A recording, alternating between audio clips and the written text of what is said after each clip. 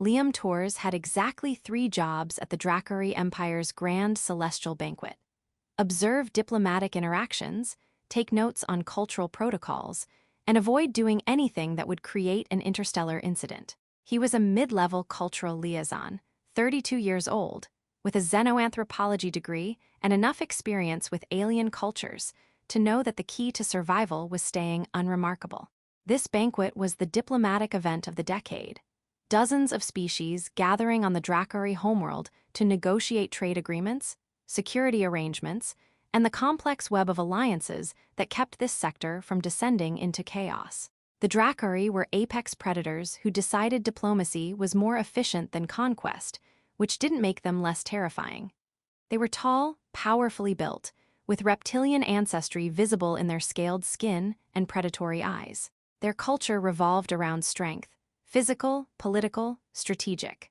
Their royal family had maintained power for millennia through combination of combat excellence and ruthless political acumen that made human machinations look like children's games. Liam had been briefed extensively. The current emperor had 3 daughters, each commanding vast military resources and political influence. The youngest, Princess Zareth, was particularly notorious. She'd earned her rank by defeating challengers in ritual combat, had never lost a duel, and possessed a reputation for being absolutely ruthless to enemies while fiercely loyal to those she deemed worthy. She was 28 in standard years, but seemed older, with the kind of presence that made rooms feel smaller. The grand hall was overwhelming, carved from living rock with bioluminescent minerals, creating lighting that shifted with subtle patterns meant to soothe Dracari sensory systems while making non-Dracari vaguely uncomfortable. The ceiling soared 50 meters high, with architecture designed to remind visitors they were guests of beings who could tear them apart, but chose conversation instead. Seating followed elaborate protocols Liam had studied but hadn't fully memorized, with positions indicating rank, species, and political alignment in ways that required years of diplomatic training to fully parse. Liam arrived slightly late, transport delays being inevitable with hundreds of delegates arriving simultaneously. He entered with other minor officials, scanning for the section marked for lower-tier human representatives. The lighting was dramatic, shadows and illumination creating atmosphere that was beautiful and mildly ominous in equal measure. He found what seemed like the appropriate area, seats with adequate view of the central dais, but not so prominent as to suggest importance he didn't possess. There was an empty seat that seemed perfect for someone of his rank. Good sightlines, close enough to observe without being intrusive. Nobody objected as he approached it. No protocol officers rushed over with corrections. Liam settled into the seat, which was surprisingly comfortable, designed to accommodate various body types. He pulled out his data pad to review etiquette notes, trying to remember which hand gestures meant respect versus challenge in Dracari body language. Around him, the hall filled with delegates. Dracari nobles in elaborate formal where that incorporated armor elements, because even at diplomatic banquets, they wanted everyone remembering what they were. Representatives from a dozen other species, all carefully positioned according to protocols that took weeks of preparation to negotiate. Human diplomats in the proper section were mostly senior personnel Liam knew by sight, but not personally. Everything seemed normal. Liam relaxed slightly. Then the royal family entered. The hall went absolutely silent, everyone rising in synchronized respect that was impressive and slightly creepy. The emperor appeared first, massive even by Dracari standards, with scales that were nearly black and eyes that missed nothing. His daughters followed in birth order, each in formal attire that managed to be both beautiful and threatening. Princess Zareth was last, and her presence hit like a physical force. She was tall, easily 2 meters, with scales that were deep crimson-edged in black, creating patterns that seemed to shift in the bioluminescent lighting.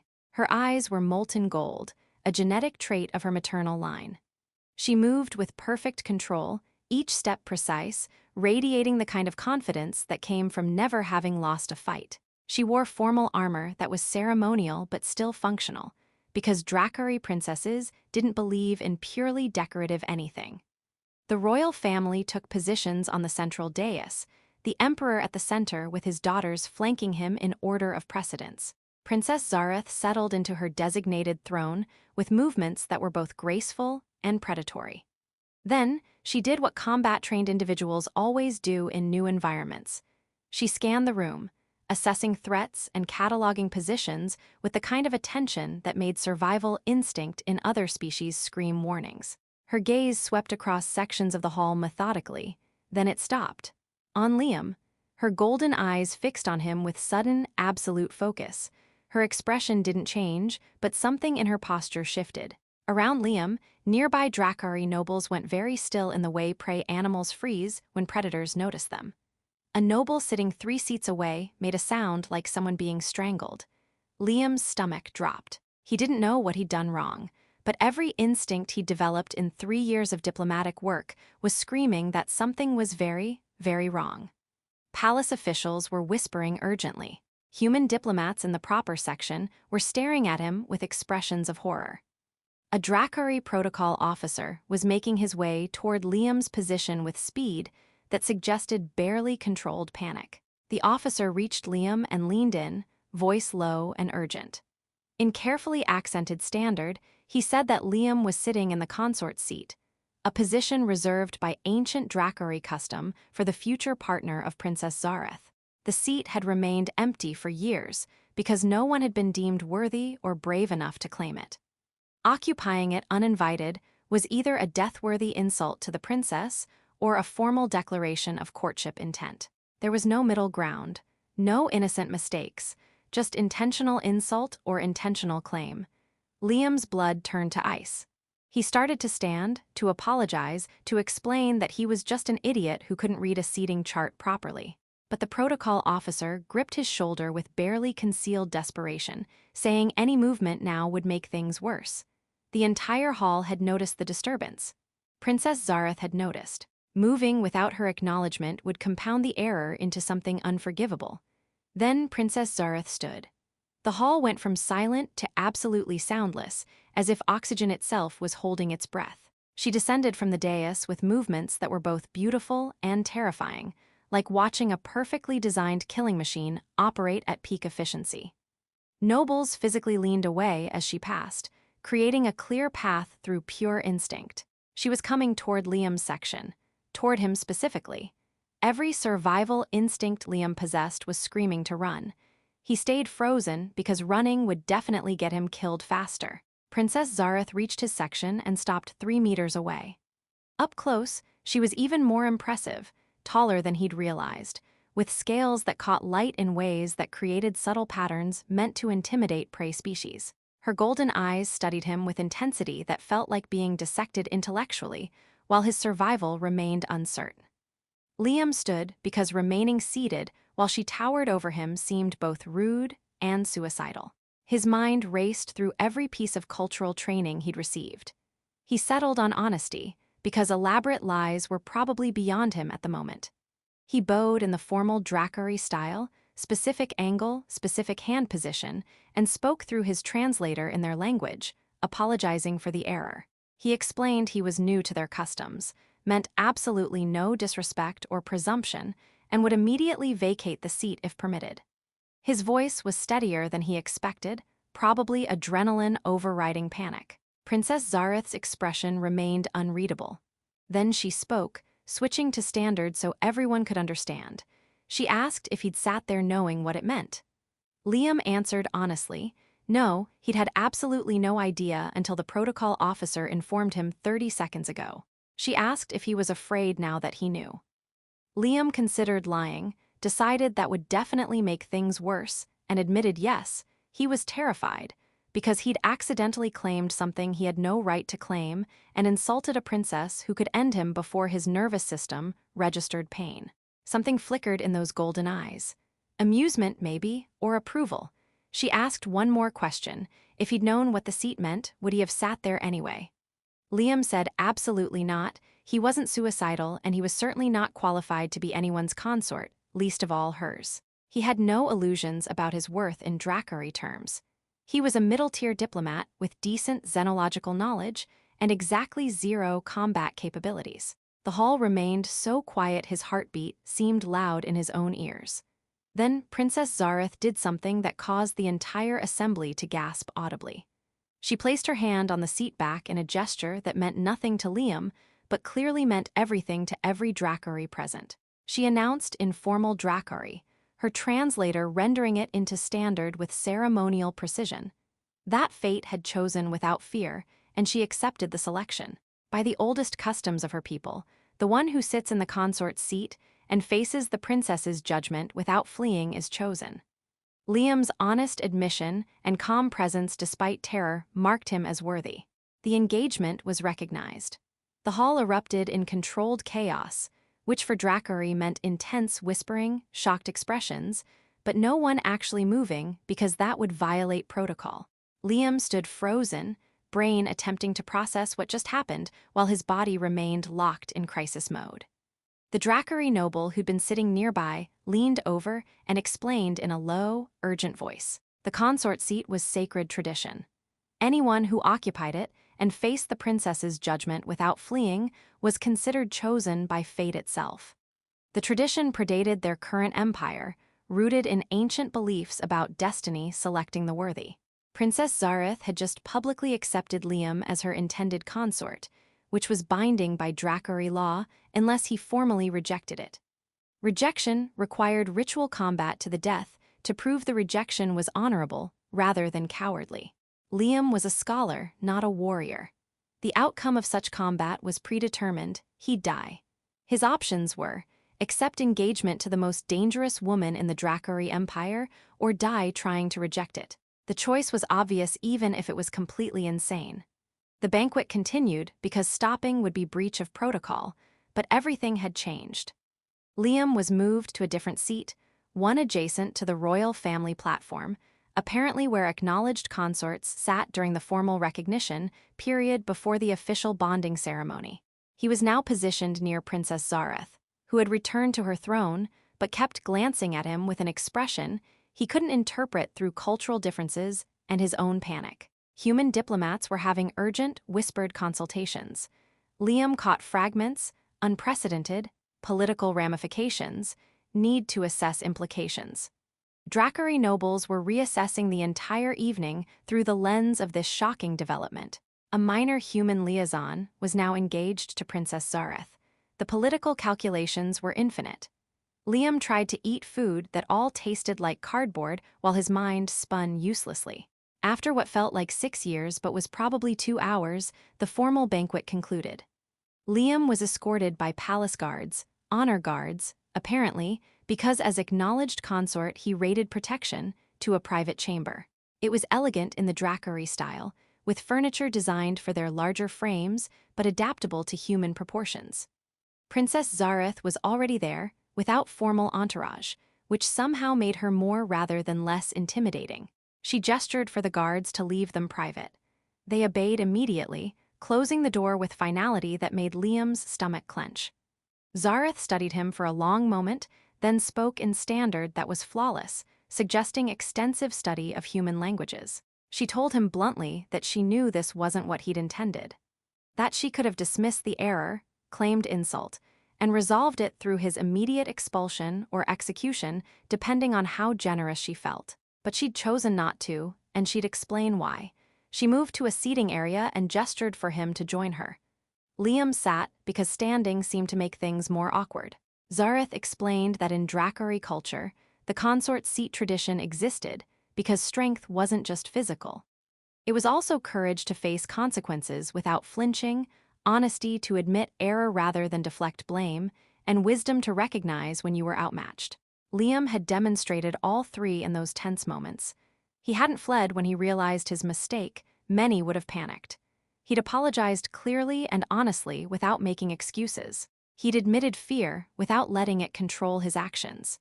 These qualities were rare in Dracari nobility, who often performed courage rather than embodying it. Zareth had nobles deliberately sit in that seat, trying to court her through calculated displays of bravado. She'd rejected them all because she could see the performance, the risk-taking meant to impress rather than genuine character.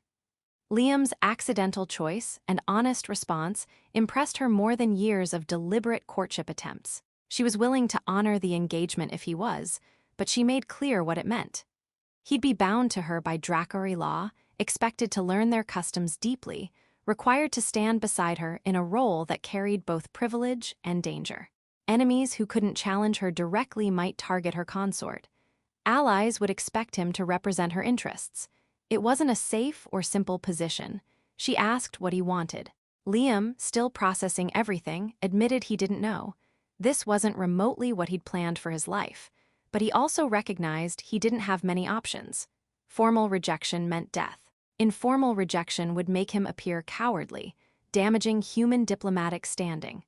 Beyond the practical constraints, though, he found himself curious about Zareth herself. She was terrifying, yes, but she was also clearly intelligent, operating by honor codes he didn't understand yet, and she'd shown him more consideration in the past 10 minutes than protocol required. He asked if he could have time to decide, to learn more about what this engagement actually meant before committing. Zareth's expression softened slightly, approval, maybe. She said his request for knowledge before commitment was wise. She granted him 1 week to study Dracari customs, to understand what being her consort would require. If after that week he wanted to proceed, they'd formalize the engagement publicly. If he chose to reject it, she'd ensure the required combat was as quick and honorable as possible. The concession was generous by Dracari standards, apparently. Liam thanked her, then asked if he could ask questions now. Zareth indicated he could. He asked why she'd really accepted him. Not the official reasons about tradition and courage, but the personal reasons. What did she actually want from a consort? Zareth was quiet for a long moment, her golden eyes assessing him. Then she admitted something that clearly wasn't public knowledge. She'd never seriously considered a consort before because most candidates sought power through association or were terrified into compliance. Neither interested her. She wanted someone who could stand beside her as an equal in spirit, if not physical prowess, someone whose strength came from character rather than just combat ability. Liam's display, accidental though it was, of honest courage appealed to something she'd thought she'd never find. Liam absorbed this. He told her honestly that he found her fascinating in ways that transcended fear. Her strategic thinking, her adherence to honor codes that clearly mattered to her. The way she'd handled this bizarre situation with consideration for his perspective despite having every right to simply claim him by tradition. If he was going to be bound to anyone through cosmic accident, she seemed like someone worth knowing better. Something in Zareth's expression shifted, warmth maybe, beneath the predatory intensity. She said they'd both learn over the next week whether this accident could become something genuine. Then she dismissed him to quarters that had been prepared, giving him time to process everything before they continued this conversation. The following days were the strangest of Liam's life. He was given quarters in the palace that were far nicer than his previous diplomatic housing. Spacious rooms with Dracari aesthetic but human-compatible amenities, access to comprehensive cultural databases, and resources to study their traditions intensively. He learned about the consort seat in detail that briefings had never covered. How it originated in their warrior past when leaders chose partners based on courage rather than political arrangement. How it was considered sacred because it removed calculated strategy from the equation, leaving only fate and character. He learned about Princess Zareth specifically, going beyond surface reputation. Her rise through combat ranks, she'd earned her position through defeating challengers rather than inheriting it automatically. Her victories in ritual duels that had political implications, he was still parsing. Her reputation for absolute ruthlessness to enemies but legendary loyalty to those under her protection. She was feared because she'd never lost a challenge, respected because she followed Dracari honor codes perfectly, and isolated because few dared approach someone so dangerous. During this week, Zareth visited him several times, not as princess to subject, but as two people trying to determine if they could build something from this bizarre situation. They talked about their different cultures. Liam explaining human concepts of partnership that emphasized emotional connection and mutual choice. Zareth describing Dracari bonding practices that focused on complementary strengths and honor-bound loyalty. Neither system was better, just different, which created interesting questions about how to blend them. Zareth asked about human concepts of love, which apparently wasn't a primary factor in Dracari partner selection. Liam tried to explain that for humans, successful partnerships usually involved emotional attachment that went beyond respect or practical compatibility. Zareth found this fascinating and potentially problematic. Emotions could cloud judgment, create vulnerabilities enemies could exploit. Liam countered that emotions also created bonds that made people fight harder for each other, created trust that no contract could ensure. These conversations revealed complexities neither expected. Zareth admitted she'd never seriously considered emotions as partnership foundation because Dracari culture didn't emphasize them. But watching Liam explain the concept with obvious passion made her curious whether she was missing something her culture had trained her to dismiss. Liam admitted he found Dracari honor codes appealing in their clarity.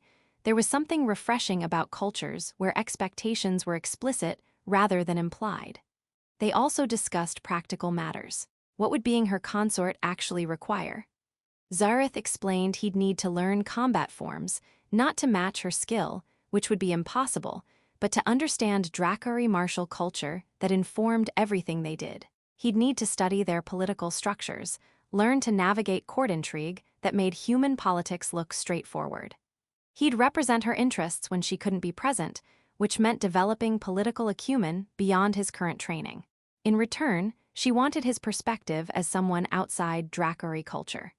Fresh eyes could see things they missed through cultural assumptions. His xenological knowledge could help navigate relationships with other species that Dracari sometimes handled too aggressively. She valued his analytical mind and his apparent inability to be anything but honest, which was rare in political environments. Liam asked what she expected emotionally. Zareth admitted she didn't fully know. Emotions weren't her strength, which was unusual for someone so skilled in every other area. She'd been trained to suppress them as tactical weaknesses, but she was willing to learn if Liam was willing to teach. The admission of vulnerability from someone so powerful was startling. By the 5th day, Liam realized something significant. He genuinely liked her. She was brilliant, with strategic thinking that came from years of combat and political navigation. She was thoughtful, choosing words carefully, considering his perspective even when it differed from Dracari norms. She had dry humor that emerged unexpectedly, making observations about court politics that were insightful and occasionally hilarious. Past the terrifying reputation, she was someone he wanted to know better. Zareth seemed to be reaching similar conclusions. Her visits became longer, conversations deeper. She started showing him parts of the palace most visitors never saw, private gardens where she trained, libraries containing histories spanning millennia, observation decks with views of Dracthara that took his breath away. She was sharing her world in ways that suggested she wanted him to be part of it, not just obligated to it. On the 6th day, Liam asked what would happen if he accepted. Zareth explained the bonding ceremony would be public, witnessed by nobility and diplomatic representatives. They'd exchange oaths following traditional forms, binding them by Dracari law. After that, he'd be her consort in full, sharing her status, her protection, and her responsibilities. It wasn't a small commitment, but she'd protect him with everything she had, teach him everything he needed to know, and try to build genuine partnership rather than just fulfilling tradition. Liam asked what would happen if he rejected it. Zareth's expression went carefully neutral. The required combat would be scheduled within days. She'd make it quick and ensure his death was honorable. Human diplomats would be informed he died bravely upholding his decision. His family would receive appropriate honors. It would be as gentle as death could be, but he would still be dead. The night before his decision was due, Zareth visited one final time. She told him honestly that she'd respect whichever choice he made. That she'd been prepared to spend her life without a consort, so rejection wouldn't damage her. But she admitted she hoped he'd accept, because their conversations had shown her possibilities she hadn't considered before. That partnership could be intellectually stimulating, that someone could see past her reputation to the person underneath, that maybe emotions weren't just tactical weaknesses, but potential strengths when shared with the right person. She asked not what he feared, but what he wanted. Liam thought about this seriously. He wanted to understand this culture that terrified and fascinated him. He wanted to know Zareth better, to see if the connection he felt in their conversations could grow into something deeper. He wanted to take this insane risk, because the alternative was safety purchased through walking away from possibly the most interesting person he'd ever met. He told her he'd give his answer at the ceremony tomorrow. Zareth nodded, expression unreadable, and left him to his thoughts. The formal announcement ceremony was held in the same grand hall where everything had started a week ago. The seating was even more elaborate this time, with every political faction represented, human diplomats positioned prominently, and Dracari nobility filling sections in order of rank and lineage. Liam stood in formal human attire that palace staff had somehow acquired in his size, feeling like he was walking to either his future or his funeral. Possibly both. Princess Zareth stood on the central dais in full ceremonial armor, magnificent and terrifying, surrounded by religious officials who would witness whatever happened next. The ceremony's structure was clear. Liam would approach, state his decision, and face the consequences. If he accepted, they'd exchange oaths. If he rejected, he'd be given a blade and the combat would happen immediately, right there in front of everyone, because Dracari didn't hide the outcomes of honorable choices. Liam walked toward the dais, very aware of thousands of eyes tracking his movement. When he reached the designated position, he stopped and met Zareth's golden eyes. She gave no indication what she hoped he'd say, her expression perfectly controlled. A religious official asked in formal Dracari if the human acknowledged the consort's seat tradition and understood the choice before him. Liam answered in Dracari that his translator had been carefully practicing. Yes, he understood. The official asked if he accepted or rejected the bond.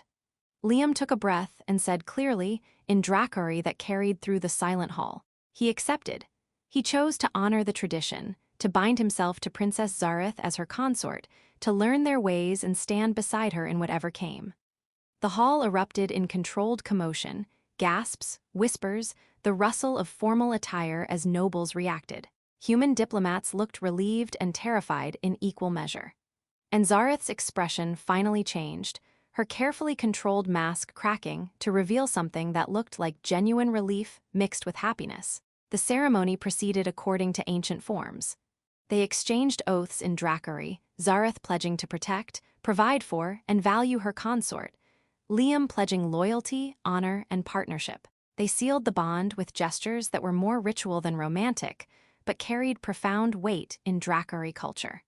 When it was complete, they were bound by laws older than most civilizations present, creating an alliance that no political negotiation could have achieved. The formal celebration afterward was overwhelming.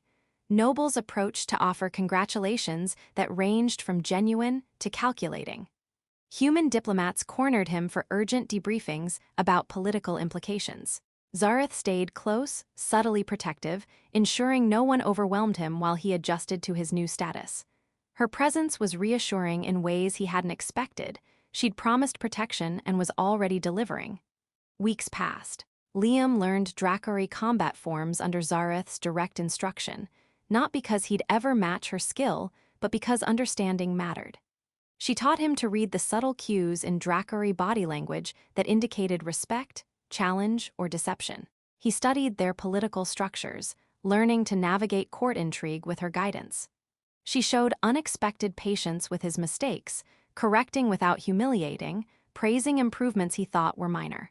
In return, Liam helped her understand human diplomatic approaches, emotional frameworks that Dracari culture had trained her to dismiss. They had long conversations about different concepts of strength, Dracari emphasis on dominance versus human value on cooperation. Neither tried to convert the other, just to understand and find middle ground. Nobles who initially dismissed Liam as unworthy gradually showed respect as they observed Zareth clearly valuing his counsel. She consulted him on diplomatic matters, incorporated his perspectives into decisions, defended him against those who questioned his qualifications. Her fierce loyalty to her chosen consort became clear to everyone, which was apparently very Dracari. Once bonds were formed, they were absolute.